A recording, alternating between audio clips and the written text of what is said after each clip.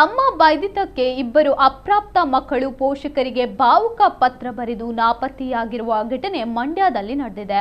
16 ವರ್ಷದ ಸುಜಾತಾ ಮತ್ತು 14 ವರ್ಷದ ರುಕ್ಮಿಣಿ ನಾಪತ್ತೆಯಾದ ಬಾಲಕಿಯರು. ಅವರು ಪತ್ರದಲ್ಲಿ ಅಮ್ಮ ಅಪ್ಪ ಸಾರಿ, ನಿಮ್ಮ ಕಣ್ಣ ಮುಂದೆ ಸಾಯೋಕ್ಕೆ ಆಗಲ್ಲ ಅಂತ ನಾವು ದೂರ ಹೋಗಿ ಸಾಯುತ್ತೇವೆಂದು ಬರೆದಿದ್ದಾರೆ. ಈ ಪತ್ರವನ್ನು ಕಂಡ ಪೋಷಕರು ಮತ್ತು ಗ್ರಾಮಸ್ಥರು ಆತಂಕಗೊಂಡಿದ್ದಾರೆ. ಇನ್ನು ಈ ಬಗ್ಗೆ ಬಾಲಕಿಯರ ತಂದೆ ಪೊಲೀಸರಿಗೆ ದೂರು ನೀಡಿದ್ದು, ಮಕ್ಕಳ ಪ್ರಾಣಕ್ಕೆ ಏನಾದರೂ ಅಪಾಯ ಸಂಭವಿಸಬಹುದೇ ಎಂಬ ಭೀತಿಯಲ್ಲಿ ಕುಟುಂಬಸ್ಥರು ಕಣ್ಣೀರು ಹಾಕುತ್ತಿದ್ದಾರೆ. ಸದ್ಯ ಪೊಲೀಸರು ಮಕ್ಕಳ ಪತ್ತೆಗಾಗಿ ತೀವ್ರ ಶೋಧ ಕಾರ್ಯ ಆರಂಭಿಸಿದ್ದಾರೆ. ಇನ್ನು ಮಕ್ಕಳ ಈ ನಿರ್ಧಾರವು ಪೋಷಕರಲ್ಲಿ ಮತ್ತು ಸಾರ್ವಜನಿಕ ವಲಯದಲ್ಲಿ ಆತಂಕದ ಛಾಯೆ ಮೂಡಿಸಿದೆ.